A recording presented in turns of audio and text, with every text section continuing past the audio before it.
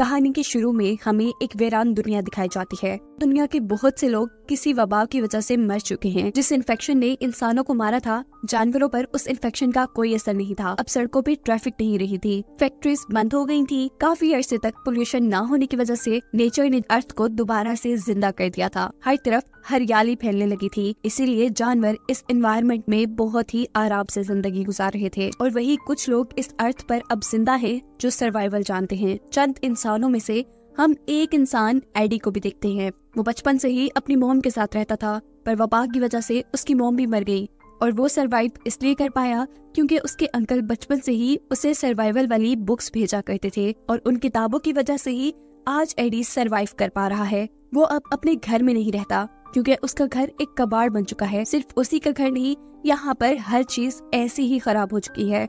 वो अपने घर के बाहर एक छोटे से बंकर में रहता है। उसके पास खाने पीने का कुछ सामान तो है, लेकिन ये ज्यादा लंबे अरसे तक नहीं चलने वाला। इसीलिए वो हर रोज अपनी साइकिल पर बैठकर आसपास के इलाके में खाने और जरूरत का सामान ढूंढने के लिए जाता है। और इस काम के दौरान घरों के अंदर डेड बॉडीज का मिलना उसके लिए आम बात हो चुकी है। एडी भी अपने इलाके में रहने वाला एक अकेला इंसान है, और उसने अपना सारा इलाका छान लिया है। उसके इलाके में उसकी जरूरत का सामान जैसे अब खत्म हो चुका है। उसके पास सिर्फ एक साइकिल है। वो ज्यादा दूर भी नहीं जाना चाहता क्योंकि उसे डर है कि अगर दूर जाने पर उसे कोई इंसान मिल गया तो शायद वो भूख के मारे उसे ही न मार कर खा ले। एडी बेचारा अपनी जिंदगी से बहुत ज्यादा बोर हो चुका था। वो टाइम पास करने के लिए मोबाइल भी नहीं चला सकता था क्योंकि दुनिया में बिजली भी नहीं रही थी और ना ही बिजली बनाने वाले रहे थे। उसके पास जितनी किताबें थी उसने सारी पढ़ डाली थी, और अब वो अपना टाइम पास करने के लिए गार्डनिंग करता है। काफी मेहनत के बाद वो थोड़ी सी सब्जियां उगा पाया था, और इसीलिए वो बहुत ज्यादा खुश था। रात में वो चांद के नीचे लेटा होता है कि अचानक उसे कुछ अजीब आवाजें सुनाई देती हैं। वो डर कर अपने बंकर के अंदर वापस चला जाता है। सुबह होने पर रूटीन के मुताबिक उसने अपनी साइकिल ली और वो जरूरत के सामान की तलाश में निकल गया। उसे एक घर की छत पर छोटा सा सोलर पैनल मिला, जिस देख वो बहुत ज्यादा खुश हुआ। वो उसे घर लेकर आता है और उससे अपना फोन चार्ज करता है। फोन चार्ज होने के बाद वो गाने सुनता है, मजे करता है, जितना मजा वो कर सकता था। इसके बाद वो फोन में ही अपनी मॉम की वीडियो देखता है और बहुत ज्यादा उदास हो जाता है। वो काफी अरसे बाद अपनी मॉम को देख रहा था, पर फिर भी उनसे बातें नहीं कर सकता था। वो ये वीडियोस तब तक देखता है जब तक उसका फोन बंद नहीं हो जाता। इसके बाद दोबारा गार्डन में जाता है तो पता चलता है कि रात में जो आवाजें उसे सुनाई दी थी वो जानवरों की आवाजें थी, और उन्हीं जानवरों ने उसकी उगाई सारी सब्जियां तबाह कर दी थी। ये सब देखने के बाद उसे कुछ समझ नहीं आता। उसकी सारी उम्मीदें अब खत्म हो गई थी।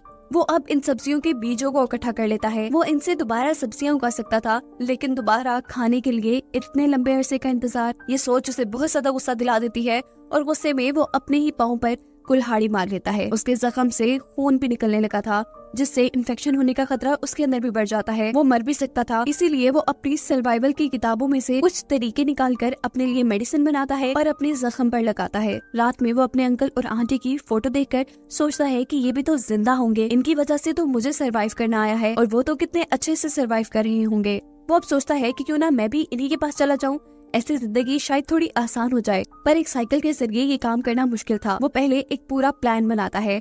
एक रोड मैप के जरिए एक रूट डिसाइड करता है, जिसको फॉलो करते हुए वो अपने अंकल के घर तक जाएगा, जिसमें भी 2 हफ्ते का वक्त लग सकता है अगर सब कुछ सही रहा तो। ये रात अब उसके लिए बहुत मुश्किल थी क्योंकि उसे अपना घर छोड़कर जाना पड़ रहा था, जहाँ उसने काफी सारी चीजें जमा कर ली थी। खैर, अगली सुबह निकल जाता है। वो सुबह से शाम तक साइकिल चलाता था। रात होने पर टेंट लगाकर सो जाया करता था, और जो उसके पास खाने पीने की चीजें थी उनका वो रास्ते में इस्तेमाल कर रहा था।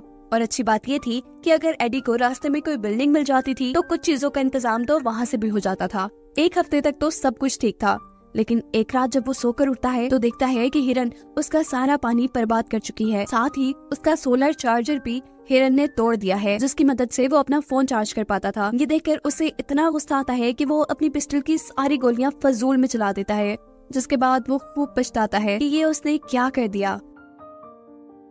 वो आगे बढ़ता रहा और रास्ते में उसे एक रिवर मिली, जिसे देखकर वो बहुत ज्यादा खुश होता है क्योंकि पानी का इंतजाम तो दोबारा से हो चुका था। पानी इकट्ठा करने के बाद वो वहाँ से निकला और एक कच्चे रास्ते के ऊपर चढ़ गया। साइकिल वो तेज चला रहा था। अचानक उसकी साइकिल डगमगाकर एक गड्ढे में गिर जाती है। ये गड्ढा कुछ चीजों से ढका हुआ था, जिसका साफ मतलब ये था कि किसी ने ये ट्रैप बनाया था। वो इस गड्ढे से बाहर निकलने की भी कोशिश करता है पर नाकाम रहता है। उसने बहुत से फायर क्रैकर जलाए कि कोई तो उन्हें देखकर उसकी मदद के लिए आएगा, लेकिन कोई नहीं आया। सुबह होने पर वो नोटिस करता है कि कोई उसे देख रहा है। एडी बगैर कुछ सोचे समझे उसके ऊपर गोली चला देता है। यहाँ जो इंसान थी वो एक लड़की थी और वो एडी की गोली से बच भी गई थी।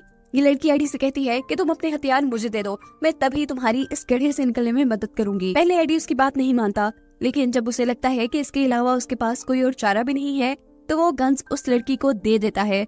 लेकिन वो इतना बेवकूफ नहीं है कि गोलियों के साथ उस लड़की को गन दे और वो लड़की उसे मार दे। गस लेने के बाद ये लड़की एवा एडी से कहती है कि तुम साबित करो कि तुम इन्फेक्टेड इंसान नहीं हो। इस बात पर एडी अपनी शर्ट ऊपर करके उसे दिखाता है। उसकी बॉडी पे कोई निशान नहीं था जो इन्फेक्शन की वजह से हो। एवा भी उसे अपनी बॉडी दिखाकर तसल्ली करती है कि उसे भी किसी तरह की कोई इन्फेक्शन नहीं है। एवा एडी को अब गड्ढे से बाहर निकाल लेती है और उसे गोलियां देने को कहती है, लेकिन एडी इनकार कर देता है। ये लोग सो जाती हैं और अगली सुबह जब एडी उठता है तो एवा ने उसके गले पे चाकू रखा हुआ था। वो उससे गोलियों के बारे में पूछ रही थी। एडी जैसे ही उसे गोलियों का बताता है तो वो गोलियां गन में डालकर वहाँ से भाग जाती है।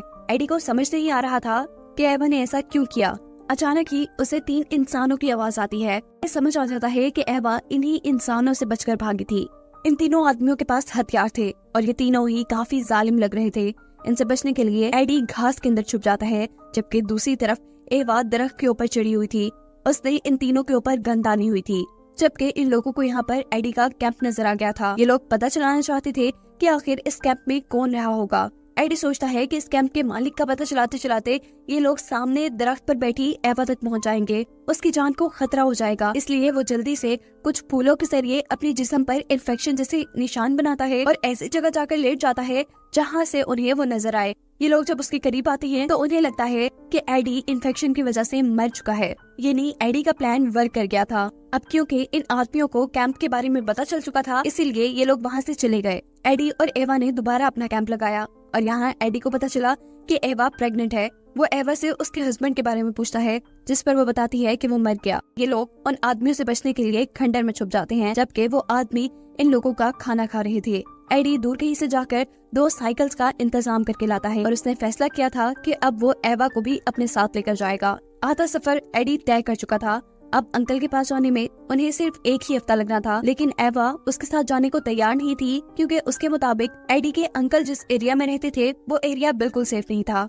लेकिन एडी को तो अपने अंकल पर पूरा भरोसा था। वो एवा से कहता है कि अगर तुमने नहीं मेरे साथ चलना तो कोई बात नहीं, लेकिन मैं जरूर जाऊंगा। अब एवा के पास क्योंकि कोई दूसरा ऑप्शन नहीं था, वो भी मान गई। ये दोनों निकल पड़ते हैं। एवा को साइकिल चलानी अच्छे से नहीं आती थी, इसीलिए उनको काफी टाइम लग रहा था, लेकिन एडी ने उसका पूरा साथ दिया। अब इनकी रूटीन ये चल रही थी कि ये पूरा दिन साइकिल चलाते थे, थोड़ा बहुत शिकार करते थे और रात में अपने शिकार को पकाकर खा जाया करते थे, क्योंकि पहले जो खाना उनके पास था वो तो उन 3 लुटेरों ने इनसे लूट लिया था।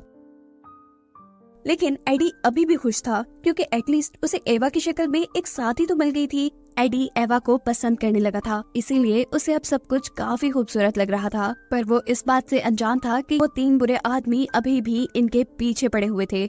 एडी एवा का बहुत ख्याल रख रहा था, इसीलिए एवा को भी एडी पसंद आने लगा था। रास्ते में एवा और एडी को एक तालाब मिलता है। एडी तालाब में स्विमिंग के लिए जंप कर देता है। वो जब स्विमिंग करके बाहर निकलता है तो सामने उसे अपने पीछे पड़े 3 आदमियों का एक साथी नजर आता है, जो उससे एवा के बारे में पूछते हुए कहता है कि हमें तुमसे कोई लेना देना नहीं, तुम हमें सिर्फ एवा का बता दो और एवा को हमारे हवाले कर दो। हम एवा को नहीं मारेंगे, क्योंकि एवा इनके लिए एक रिसोर्स की तरह काम कर रही है। एवा का जो बेबी पैदा होगा उन्हें ये खा लेंगे। एडी अब ये बात समझ चुका था कि एवा इन्हीं लोगों से बचकर भाग रही थी, क्योंकि ये एवा के साथ जुल्म करते थे। वो आदमी दोबारा एडी से बात करता है और कहता है कि अगर तुम्हें जान प्यारी है तो तुम एवा को छोड़ दो, वरना हम तुम्हें मार देंगे, क्योंकि सर्वाइवल के खेल में कंपटीशन तो होता ही नहीं। इतनी बुरी बातों के बावजूद भी एडी नहीं डरता। वो एवा को लेकर अपनी मंजिल की तरफ बढ़ता रहता है और फाइनली कुछ दिन के सफर के बाद वो लोग अपने अंकल के घर पहुंच जाते हैं। एवा यहाँ पहुंचकर बहुत ज्यादा खुश थी, क्योंकि अब उसे सोने के लिए एक बेड मिल रहा था और खाने के लिए कुछ खाना। लेकिन यहाँ एडी काफी परेशान था, क्योंकि उसे अभी तक घर पर उसके अंकल नहीं नजर आए थे। वो जब घर से बाहर निकलता है तो उसका डर सच में बदल जाता है। उसके अंकल भी मर चुके थे और घर के बाहर उनकी एक कब्र बनी थी। उसकी आखिरी उम्मीद भी मिट जाती है उसने तो अंकल के ही भरोसे उन तीनों आदमियों से दुश्मनी मोल ली थी। एडी अब इन सारी बातों को लेकर उदास और परेशान हो जाता है। वो एवा के पास जाता है और उन आदमियों की सच्चाई पूछता है। एवा इस वक्त पर कुछ नहीं छुपाती और उसे बताती है कि जब उन तीनों का भाई उसके साथ ज्यादती कर रहा था तो वो उसे मारकर भाग आई। ये तीनों उनका पीछा करते रहे, लेकिन एवा ने एडी को कुछ नहीं बताया और इसीलिए इन दोनों के दरमियान एक लड़ाई हो जाती है। एवा रोती रह गई और एडी अपना कुछ सामान लेकर घर से बाहर चला गया, जहाँ अब उसका सामना उन तीनों आदमियों से हुआ। वो तीनों आदमी एडी के ऊपर गन तानकर उससे कहते हैं कि तुम एवा को हमारे हवाले कर लो। अगर तुम चाहो तो हम एवा को शेयर भी कर सकते हैं, क्योंकि ये इस नई दुनिया का नया रूल है। पर एडी इनके गंदे इरादों में नहीं मिलना चाहता था। वो अपनी जान बचाने के लिए यहाँ से भागता है और भागने से पहले हवा में एक गोली चला देता है ताकि एवा जाग जाए और अपनी जान बचा ले। यहाँ एडी जो भागने की कोशिश कर रहा था, एक आदमी उसे पकड़ लेता है और इससे पहले कि वो एडी को मार देता, पीछे से कोई आकर इस आदमी को ही मार देता है। एडी की आंटी थी। अब बचे थे दो आदमी, जिनमें से एक एवा के पास पहुंच गया था और दूसरा इनको मारने के लिए इनकी तरफ भाग ही रहा था कि दरमियान में वो आंटी के लगाए एक ट्रैप के अंदर फंस जाता है और बेचारे की वही मौत हो जाती है। अब एडी और एडी की आंटी एवा को बचाने के लिए उनके पास जाती हैं, लेकिन दूर से एवा के पास खड़ा बुरा आदमी इनके ऊपर गोली चला देता है, जो एडी की आंटी के शोल्डर में लग जाती है। वो आदमी एक और गोली चलाकर एडी को न मार दे, एडी वहाँ से भागता है और मौके का फायदा उठाकर ये आदमी एवा के ऊपर अपना गुस्सा उतारने लग जाता है। वो उसके पेट पर जोर जोर से टांगे मारता है। एडी जो छुपा हुआ ये सब कुछ देख रहा था, वो अब थोड़ा सा शोर मचाकर इस बुरे आदमी का ध्यान भटकाता है और मौका पाते ही एवा पीछे से एक तीर मारकर इस आदमी का कत्ल कर देती है। फाइनली सारा खतरा इनके ऊपर से खत्म हो जाता है और ऐसे एडी, एवा और उनकी आंटी एक फैमिली बनकर एक साथ रहना शुरू कर देते हैं और ये कहानी यहीं पर खत्म हो जाती है।